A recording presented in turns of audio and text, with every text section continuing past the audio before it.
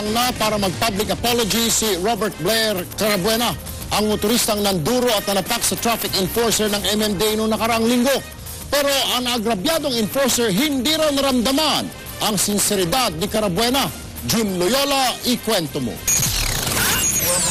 Kung anong tapang ni Robert Blair Carabuena sa bidyong ito na nakunan ng programang T3, kabaligtaran naman ang naging asta niya na parang maamong tupang nag-public apology sa opisina ng MMDA kaninang umaga. Ako po si Robert Blair Carabuena, nakusang pumarito sa tanggapan ng MMDA upang personal na humingi ng paumanhin kay Ginoong Saturnino Fabros.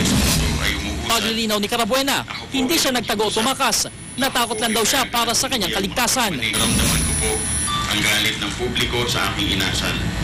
Minabuti ko pong manatili muna sa aming tahanan. Tinanggap ni MMDA Chairman Francis Tolentino ang public apology, pero tuloy daw ang kasong direct assault laban kay Carabuena at sa kapatid nitong si Benjamin. Meron po tayo mga batas na dapat sundin at yun po ang dapat niyang panagutan. Ako po ay nakikiusap kay... Haharapin daw ito ni Carabuena, pero nakiusap siyang alisin muna ang suspensyon sa kanyang driver's license habang pinoproseso pa ang pagkansila nito. Hindi naman siya pinagbigyan ng LTO.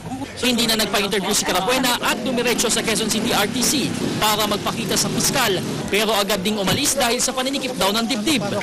May nang bato pero ang tinamaan yung pulis na mineral matter. Wala ang agrabyadong MMDA traffic enforcer na si Saturnino Fabros nang mag-public apology si Carabuena.